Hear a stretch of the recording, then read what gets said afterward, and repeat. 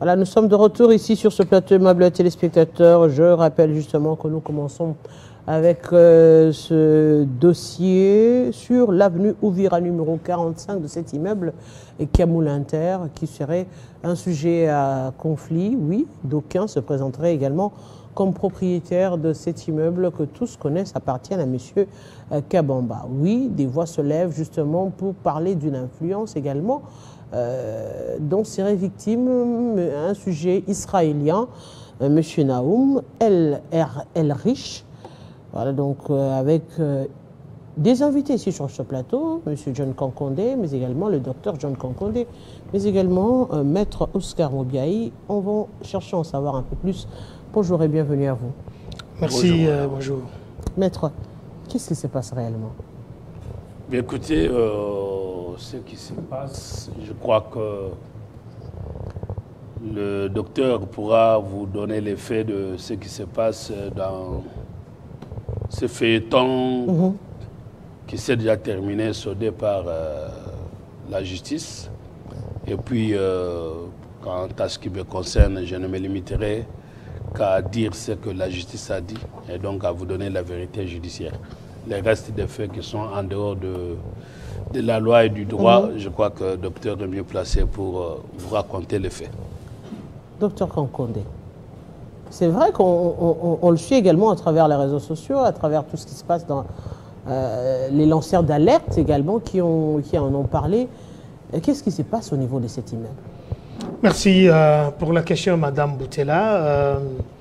Bon, les lanceurs d'alerte, je crains fort parce qu'ici, c'est un problème qui se passe entre des personnes, des individus, dont on a présenté M.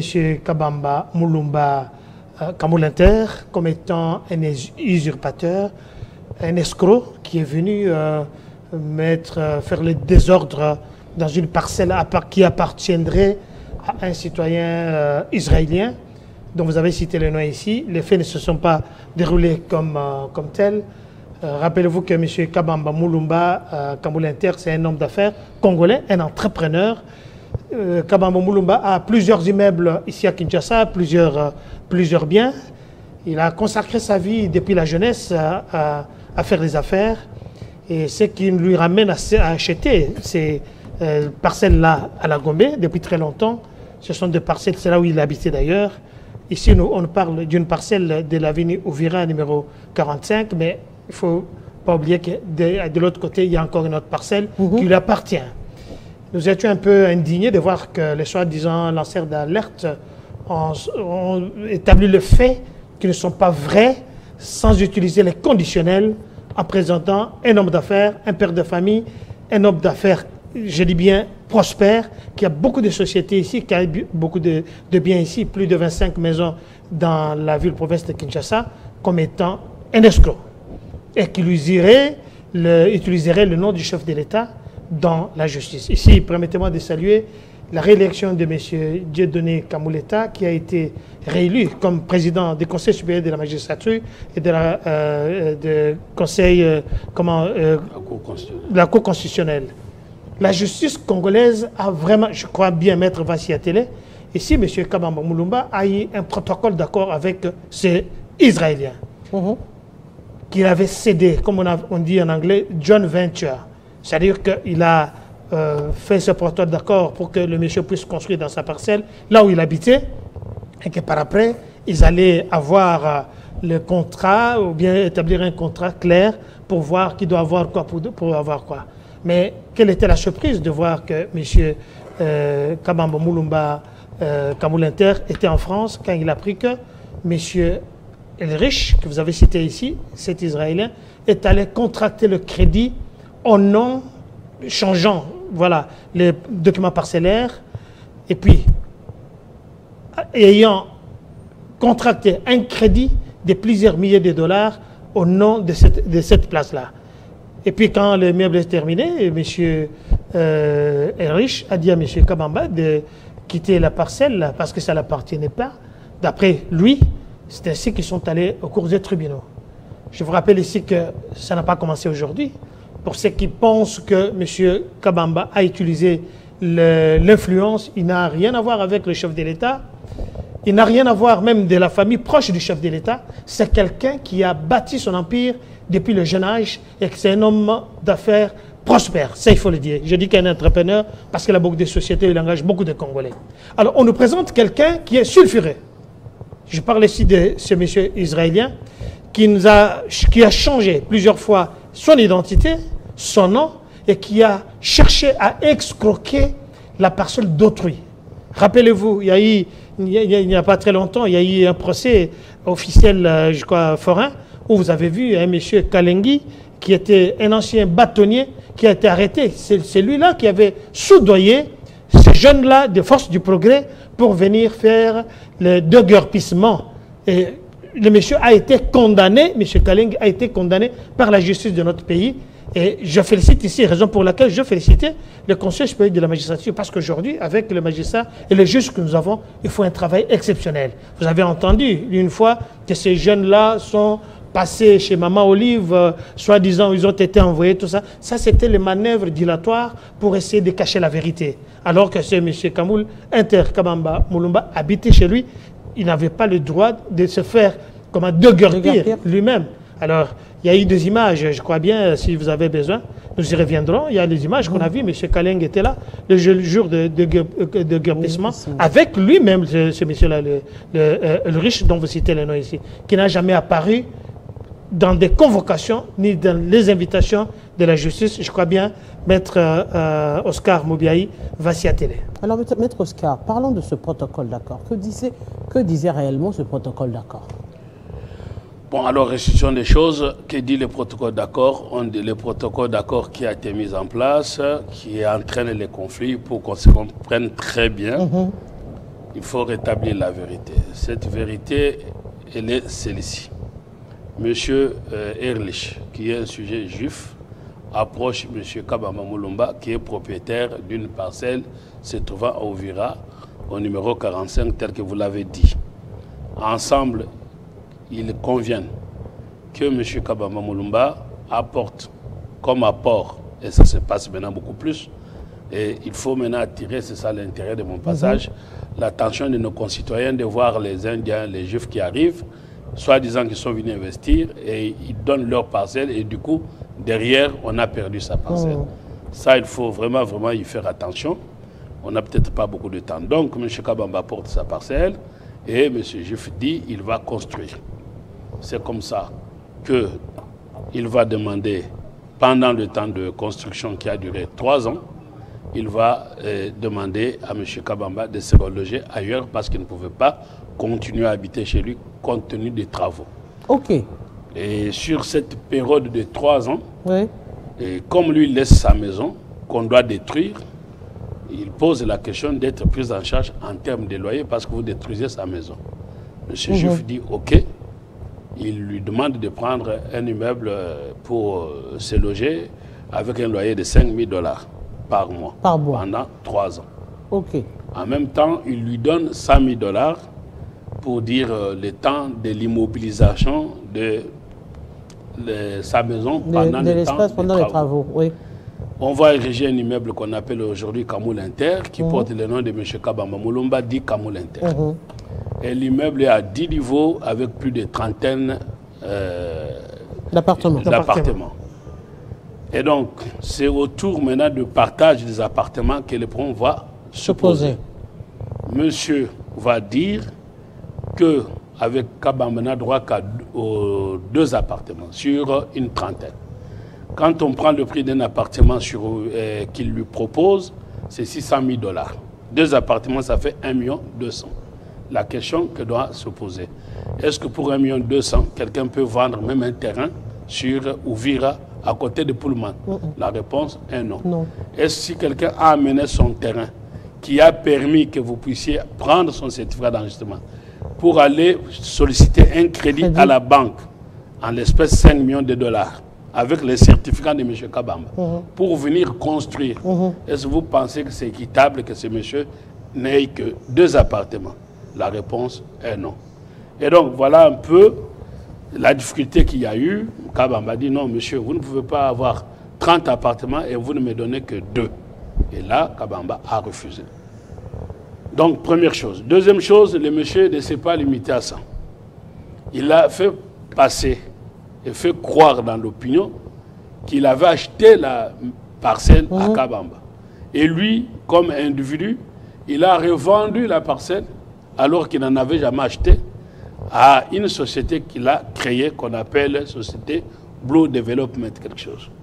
Alors, la question qui se pose, peut-on acheter un terrain à Gombe, côté de Pullman sur Ovira, à 1 200 000 $? La réponse est non. Maintenant, la question. Si lui, il dit qu'il a acheté, où est l'acte de vente? C'est ça la vraie question. Alors, à ce niveau, le dossier se retrouve à quel niveau actuellement? Une très bonne question. Donc, tout ça, ça va faire l'objet de plusieurs conflits et de plusieurs actions devant la justice. Premier épisode de ce qui s'est passé, qu'il faut qu'on retrace la vérité. Vous avez, tout le monde, c'était un procès public. Il y a eu les éléments appelés forces du progrès, qu'on dit que sont des guerpires et c'est passé à travers la réseau. Alors, comme on dit que l'UDP c'est les Balouba, finalement on a dit que c'était les jeunes instrumentalisés par Kabamba Moulomba. Pourtant, le docteur venait de le dire, c'était l'avocat de M. Erlich qui a pu donner l'argent aux forces du progrès, qui, dans leur ivresque, ils sont allés jusque chez Mama Olive pour faire croire que les gens de l'IDPS ont attaqué l'immeuble de Mama Olive, alors que c'était l'avocat du juif. Et vous, tout le monde a suivi le procès. Conséquence, les forces du progrès, les pauvres jeunes gens, innocents, mais malheureusement instrumentalisés, se sont retrouvés malheureusement à Makala, condamnés à mort. L'avocat du juif s'est retrouvé condamné. Alors on peut se demander, parce que c'était clair et public, quand aujourd'hui on dit que la justice est instrumentalisée parce qu'Kabambe est du pouvoir, parce qu'il est Moulouba, est-ce que c'est Kabambe qui avait envoyé les forces du progrès? La réponse est non. Voilà le premier épisode. Alors finalement, les autorités sont intervenues. Et on a, avec l'inspectorat général des services judiciaires, M. Erlich a dit qu'on ne pouvait pas exécuter pour le déguerpir, étant donné que le procès était en cours. D'où votre question pertinente, où on en est aujourd'hui. Finalement, aujourd'hui, la Cour vient de trancher en donnant raison à M. Kabamba et en déboutant et M. le juif et sa société qui était en recours devant la Cour d'appel de Kinshasa-Gombe. Donc, ils ont perdu totalement le procès. Ayant perdu le procès, c'est alors, comme ils ne peuvent plus aller devant la justice, où ils n'ont pas raison, maintenant ils recourent à des diffamations, à des mensonges dans la presse. C'est comme ça qu'ils sont passés devant, ici chez vous, et nous sollicitons un débat contradictoire avec leur avocat pour qu'on puisse, pièce contre pièce, démontrer que ça ne sert à rien de diffamer les paisibles citoyens, ça ne sert à rien de salir l'image de notre justice. Ce n'est pas parce que vous êtes face à un étranger que les Congolais doivent continuer à être victimes. Et je crois qu'en Israël, on ne fait pas ce que le monsieur juif est en train de faire. Alors, voilà monsieur John Nkankondé, actuellement, M. Kamoul, M. Kabamba a récupéré sa résidence. Oui, bien sûr. Il est rentré dans sa résidence. Mais alors, si le dossier est clos, d'où viendrait cette influence de la famille présidentielle ou encore des personnes qu'on utiliserait pour intimider qui, alors que la justice a déjà tranché? Une très belle question, je vais répondre rapidement. Vous savez, il y a des Congolais de mauvaise qualité qui voient le mal partout. Je dis bien, je félicite la justice de notre pays qui a, une fois, c'est vrai qu'elle était malade, là elle est convalescente, qui a pris le courage de débouter cet Indien qui a plusieurs nationalités. Non, juif. Excuse-moi. Un sujet juif. Qui a plusieurs nationalités, qui ne s'est jamais présenté, je vous ai dit ici, à aucune convocation ni invitation de la justice. Ils veulent refaire la justice, faire du révisionnisme à la télé, raison pour laquelle vous avez vu, soi-disant, lanceurs d'alerte qui auront, d'après ce que j'ai entendu, adressé un courriel au chef de l'État. Nous allons faire là aussi la même chose, parce que le chef de l'État, la justice est rendue au nom du peuple exécuté au nom du chef de l'État. Quand la justice a déjà statué sur ces problèmes-là et que le dossier est clos, je vois très mal comment on doit passer aux médias pour faire encore le même procès, aussi longtemps que M. Kabamba Mulumba Etienne doit jouir normalement de ses biens avec toute sa famille. D'où vient le problème du chef de l'État? C'est une façon maintenant de déformer, de jeter un discrédit sur la justice et de faire le chef de l'État. Mais voilà, ici, il y a des investisseurs qui viennent ici, alors que M. Ehrlich est venu ici sans un rond dans sa poche. Parce qu'il faut rappeler, parce que Maître vous l'a dit, c'est grâce à l'attestation grâce au document de M. Kabamba qu'il a contracté les crédits. Si vous permettez, en espèce, ça veut dire que M. Kabamba est propriétaire de sa parcelle avec certificat d'enregistrement. M. Ehrlich lui dit, donne-moi ton certificat. Remets, et puis avec ça, il prend le certificat, il l'amène à la banque, c'est la banque solidaire.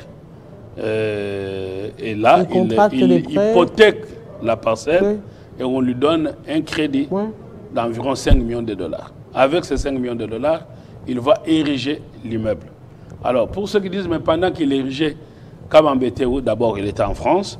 Et jusque-là, le problème ne se posait pas parce que le tout se passait dans l'entente. Le problème ne s'est posé que quand...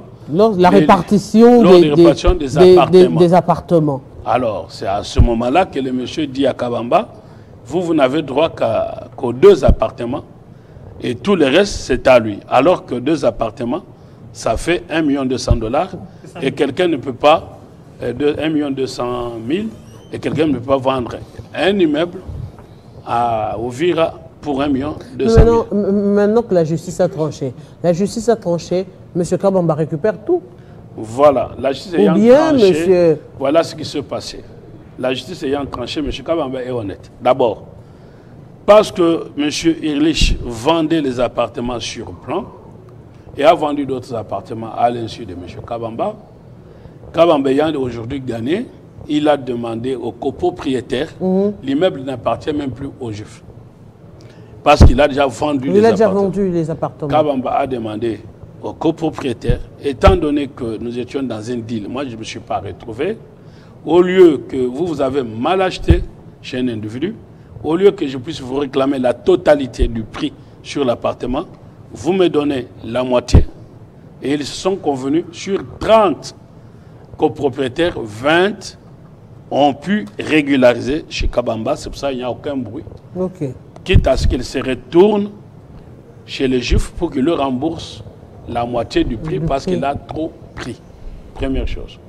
Deuxième chose, comme on vient de le dire, nous avons au moins la chance d'avoir maintenant un président de la République qui ne s'intéresse ni de loin ni de près dans les affaires de justice. La preuve, ses proches se voient, même ses directeurs de cabinet poursuivis. Donc, il n'y a aucun membre de la famille présidentielle qui se trouve avec un appartement dans l'immeuble Kamol Inter. Le président de la République ne s'est jamais mêlé, ni de loin, ni de près avec ça. Sauf que maintenant, on veut salir l'image parce qu'on a perdu le procès. On veut maintenant commencer à dire les Balouba, comme si les Moulouba ne peuvent pas gagner. On va commencer à dire... Alors c'est pour ça que nous demandons, sous peine de poursuivre ces gens qui ont dit des arts de choses, en diffamation, nous demandons qu'ils viennent ici avec des éléments, pièce contre pièce, devant l'opinion, parce qu'ils ont échoué devant la justice. Maintenant, ils veulent gagner le procès de l'opinion. Alors, qu'ils viennent devant vous, pièce contre pièce, pour que l'opinion soit éclairée. Voilà un peu pourquoi nous sommes pas devant vous, pour rétablir la vérité. Maître Concondé, pour terminer. Docteur. Maintenant, pour terminer, docteur plutôt, docteur. Pour terminer, c'est une façon de faire comprendre à la population que le pouvoir de Félix-Antoine Tshisekedi, parce que ça a été dit clairement par soi-disant lanceurs d'alerte, qu'ils utilisent les influences pour pouvoir s'acquérir de biens. Et puis, il parle encore que ce sont les gens qui sont proches du chef de l'État. Alors que le chef de l'État n'a rien à voir avec ça. Ça commence avant même l'avènement du chef de l'État. Et ce dossier, le chef l'a trouvé. Si la justice a fait son travail, ils ont passé à tous les niveaux de la justice, même au cours d'appel.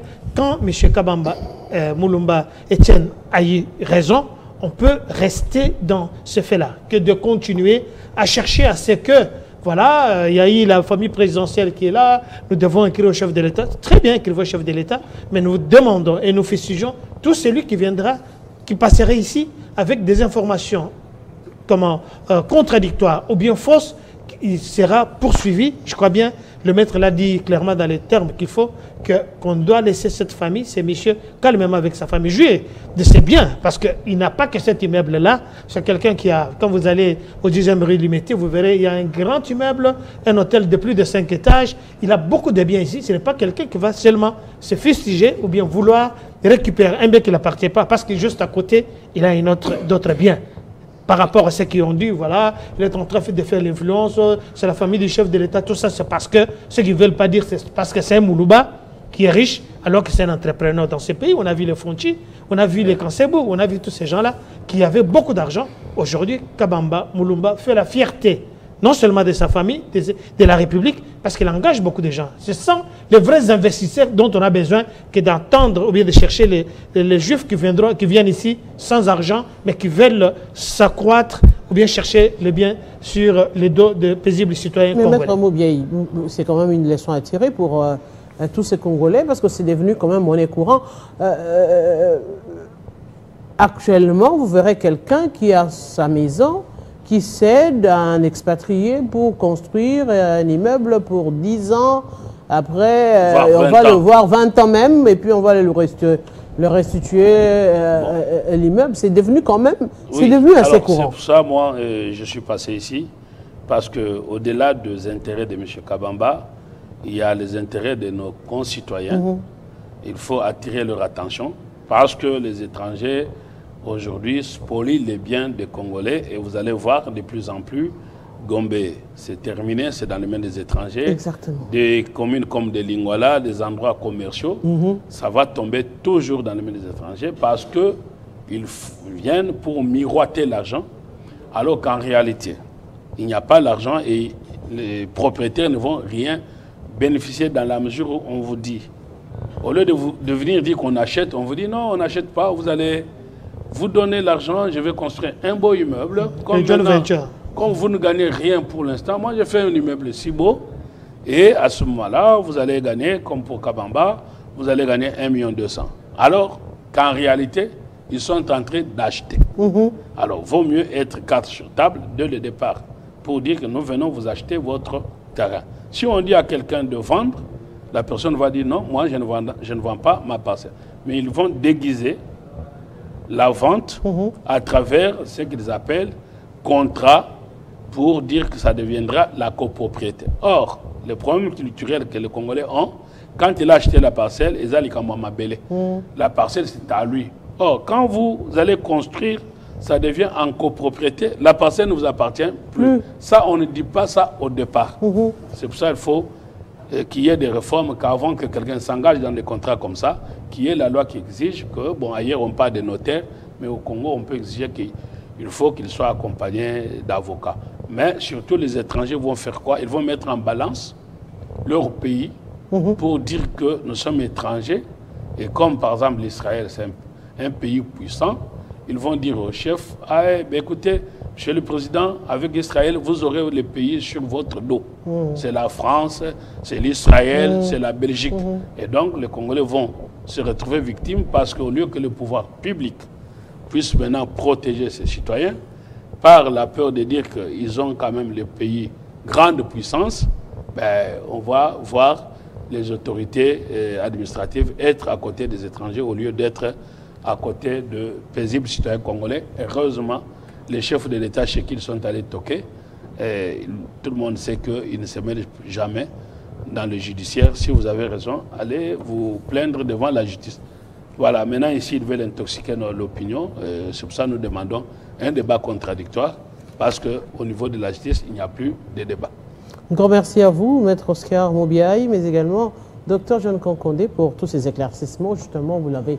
J'espère qu'ils vous ont entendu et qu'ils accepteront justement ce débat contradictoire en cas d'éléments contraires à ce que vous venez de dire ici. Grand merci à vous. Sinon, nous les poursuivrons pour diffamation. Le message est passé. Grand merci à vous, et on continue cette fois-ci Kinshasa Direct pour revenir sur l'idéologie de Gabriel Kiongo Koumonza.